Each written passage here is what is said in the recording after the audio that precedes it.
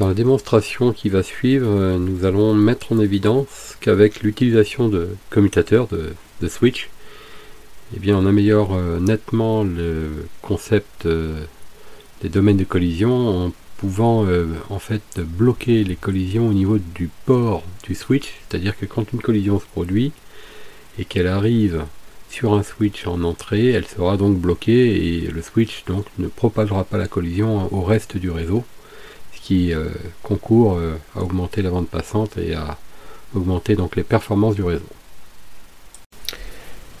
Désormais, pour comprendre comment fonctionne un réseau constitué d'un cascadage d'équipements et sur lequel on va mettre un switch à la place de ce hub, la centrale, il faut d'abord comprendre le principe fondamental du fonctionnement d'un switch. Alors, je vais supprimer ce hub.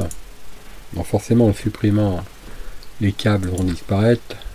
On va remettre un switch à la place et on va rebrancher tout ça. Alors ça se branche comme un hub, ça fait pas de différence, ça ressemble énormément à un hub.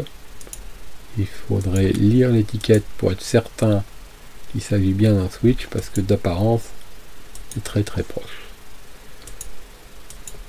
Donc voilà, alors ici on voit qu'on a un switch et on va tout de suite faire la vérification du fonctionnement de collision. C'est-à-dire que je vais émettre une trame d'un côté et je vais en émettre une autre de l'autre. Alors je vais oublier de me mettre en mode trame réelle. Si on veut provoquer une collision, il faut être en mode trame réelle, sinon c'est pas possible. Donc je recommence, j'émets une trame. Donc cet ordinateur ici s'apprête à parler à cet ordinateur, et puis de l'autre côté on va faire quelque chose d'identique. J'émets une trame, cet ordinateur ici parle par exemple à celui-là,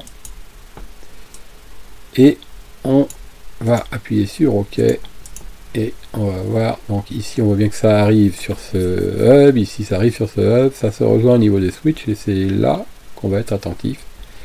Il n'y a pas de collision, il y a un message qui est bien parti atteindre les ordinateurs ici pour l'instant. Et ici il y a une temporisation de ce message bleu. Donc voilà. Le message bleu continue son chemin et l'autre continue son chemin ici. Donc lui il a joué le rôle d'aiguilleur et avec temporisation. Mais il n'y a pas eu de collision. Maintenant, on va provoquer une collision d'un côté.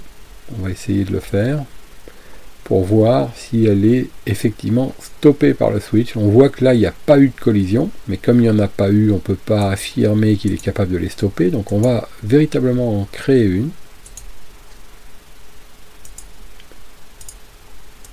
Donc, on va délibérément déclencher une collision.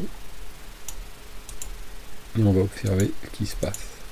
Donc ces deux ordis parlent en même temps, collision au niveau du hub, qu'on va voir maintenant. Elle se propage jusqu'à ce port-là, et lui va la stopper. Deuxième collision qu'on va voir ici, elle se propage ici, tous les PC la reçoivent, mais le switch la bloque. Donc on s'aperçoit qu'avec ce système, le switch isole totalement cette partie du réseau qui n'est pas impactée par les collisions et qui travaille tranquillement sans se soucier de l'accident qui est en train de se produire à sa gauche. Lorsqu'il n'y a pas de collision, le switch rétablit la circulation et toutes les données passent tranquillement. Donc, ce constat nous montre que le switch ici, en fait, il stoppe les collisions. Il stoppe les collisions, mais il ne les empêche pas.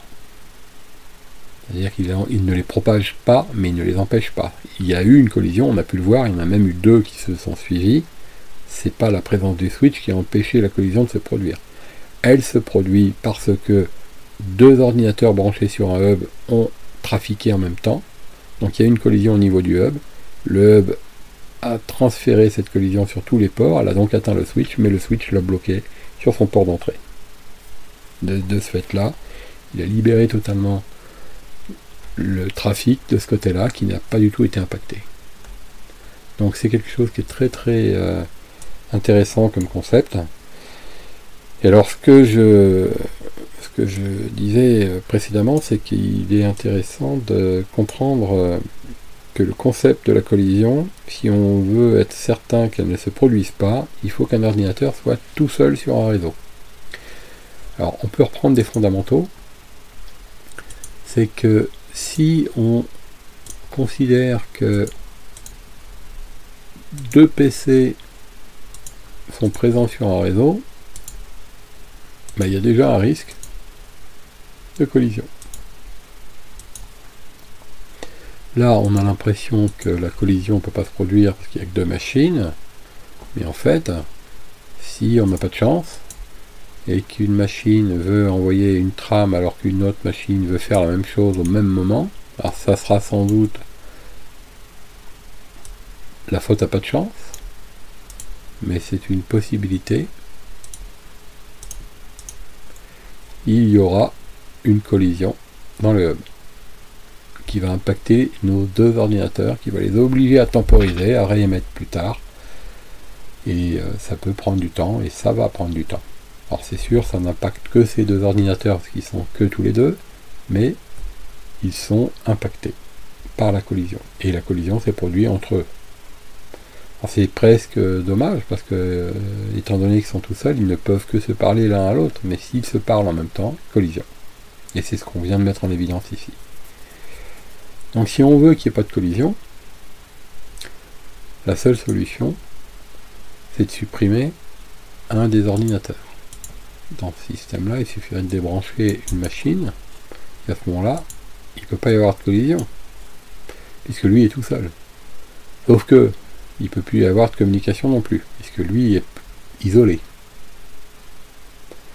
Donc l'idée qui a germé dans la tête des ingénieurs qui se sont donc penchés sur ce problème, c'est de mettre en place un équipement qu'on a appelé un pont réseau, qui va permettre en fait de diviser un domaine de collision en deux parties, un peu comme côté gauche, côté droit. Donc il faut imaginer, c'est comme si cet équipement était un pont, il y aurait un côté et l'autre côté. Et lui, ce pont, assure la distribution entre ces deux ports, mais en évitant la collision. Et c'est ce que fait également le commutateur, c'est-à-dire le switch. Donc si on remplace cet équipement par un switch, eh bien il ne peut pas y avoir de collision, puisque en fait elle ne peut pas être propagée. Donc si elle ne se propage pas dans le switch lui-même, il ne pourra donc pas y avoir dans ce cas-là. Alors on peut faire tout de suite le test. À ce moment-là, tout à l'heure on a créé une collision en faisant comme ça avec le hub, et bien on va voir qu'ici il sera donc impossible de le faire, même si la donnée arrive en même temps dans le switch. Là c'est le cas, regardez, les données sont arrivées, elles sont temporisées. Le switch ici va gérer le flux de données sortant et entrant par des canaux séparés, c'est-à-dire que ce qui sort de là rentre là, et ce qui sort de là rentre là. Donc ça se croise, mais ça ne se percute pas. Et voilà. Donc il n'y a pas de collision. Ici on est en train d'illustrer le principe du fonctionnement du pont, parce qu'un pont en fait ne possède que deux ports. Mais le commutateur, le switch, c'est un pont qui possède plusieurs ports. Ici il a 8 ports dans cet exemple-là, 9 ports. Donc notre commutateur permettrait donc de brancher plusieurs machines en étant sûr que si deux machines envoient des données en même temps, il n'y a pas de collision qui sera transmise aux autres, parce que le pont les bloque sur ces ports d'entrée. Donc on peut émettre une trame, on peut émettre une trame ici, on va faire OK,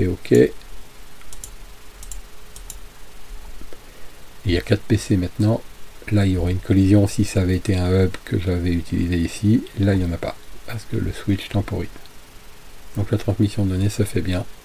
La transmission ici en bleu clair est temporisée et elle va être transmise dès lors que la transmission bleu foncé aura été transférée. Voilà, le bleu clair arrive ici. Transféré ici. Donc pas de collision dès lors qu'on utilise un switch, quel que soit le port sur lequel une collision pourrait être produite. Si ça pouvait arriver, elle serait bloquée. Pour conclure, enfin, disons que comme manipulation de conclusion, on pourrait dire, mais du coup, il n'y a pas du tout de collision possible, donc on n'en parle plus. Alors en réalité, il ne faut pas oublier que si par exemple, on ajoute à nouveau une partie autour d'un hub, donc là j'ai pris un hub, et que je branche ce hub sur mon switch,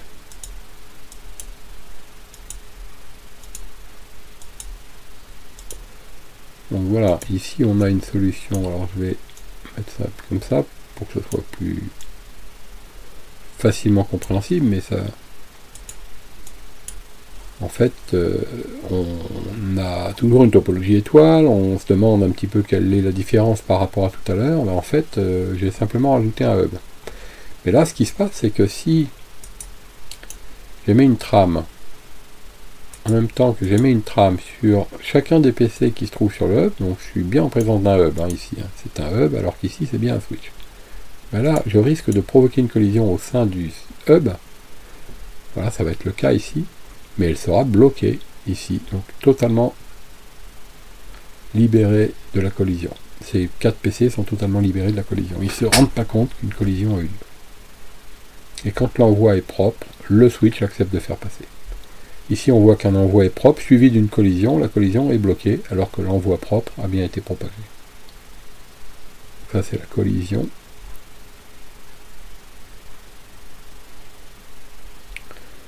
Voilà. Ici, plus de collision. Ah, à nouveau une collision qui se produit ici. Un envoi propre qui s'est généré ici. Donc, on a la transmission de données qui s'est établie.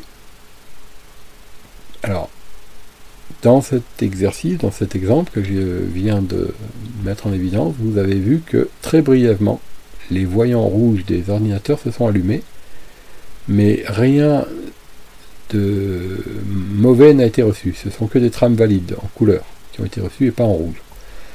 L'allumage des voyants rouges, c'est une information qui a été reçue sur les postes depuis le switch qui, lorsqu'il a détecté la collision sur un port, informe l'environnement qu'il y a eu une collision.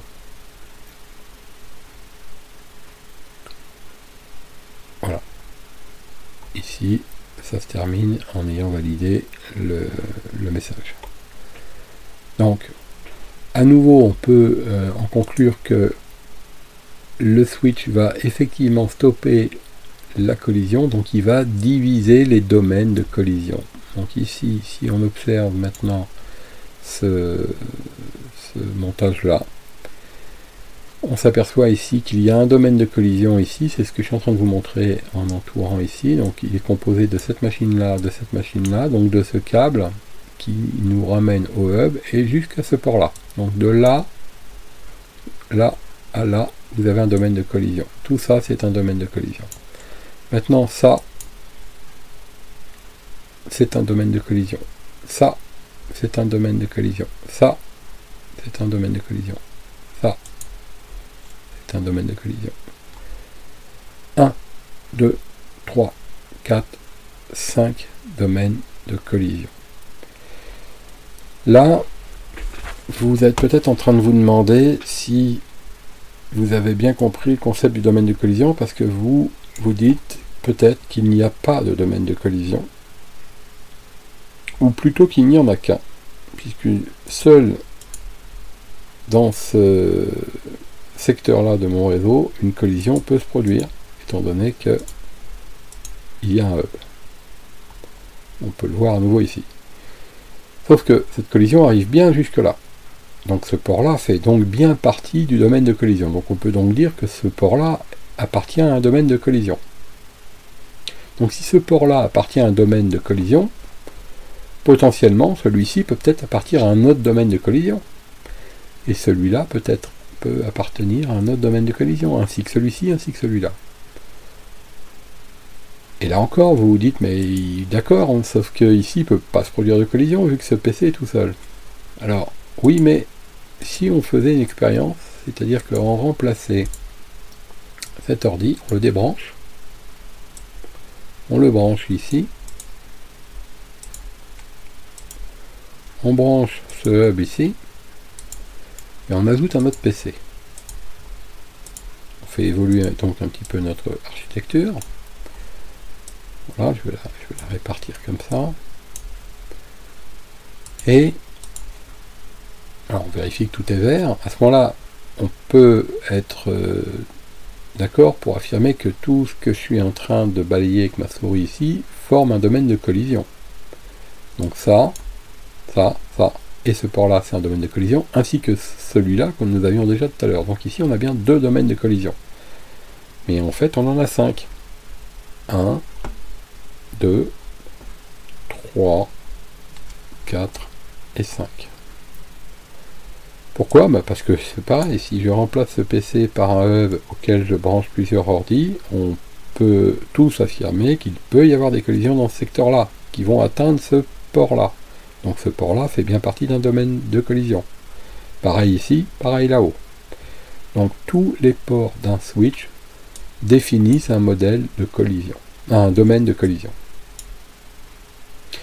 Ça ne veut pas dire qu'il y aura des collisions, ça veut dire qu'il est possible qu'il y en ait.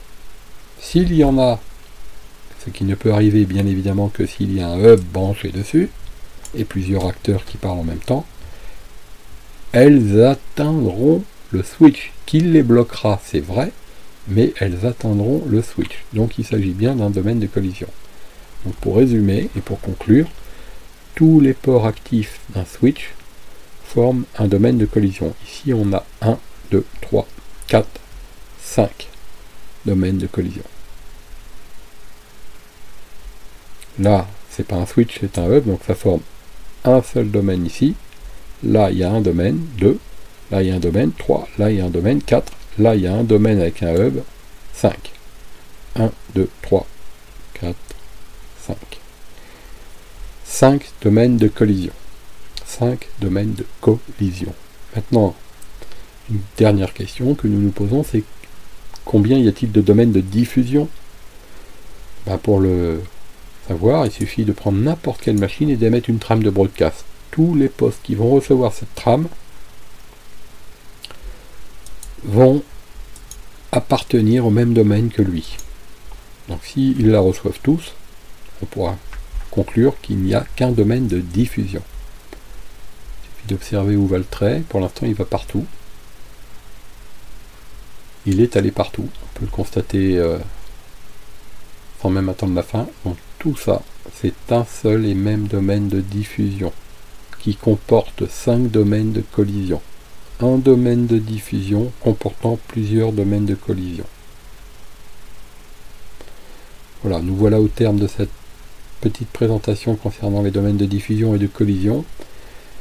Donc les expériences à faire, c'est de multiplier en fait le nombre de switches, de hubs, d'intercaler différents équipements, de faire une série d'exercices pour comprendre en fait l'impact d'une collision sur un réseau, et pas chercher forcément à dire je vais pas me poser la question, je vais de toute façon remplacer les hubs par des switches systématiquement. C'est pas toujours possible et c'est pas ce qu'on cherche à faire forcément dans tous les cas. Donc il faut maîtriser la situation, être capable de la gérer, de la comprendre. Et pour ça, il faut absolument comprendre le concept. Donc il est important de passer un peu de temps à faire quelques ateliers répartissant une série de hubs, de switch, mixant un petit peu les deux technologies pour pouvoir vraiment, véritablement être certain de garantir qu'on a bien compris le domaine de diffusion, le domaine de collision, la différence entre les deux. Toujours se poser les questions, combien il y a de domaines de diffusion, combien il y a de domaines de collision, etc. Donc, à vous de faire quelques expériences là-dessus avant d'envisager de passer à une suite. La suite logique de cette présentation, ça va concerner une notion de boucle de réseau.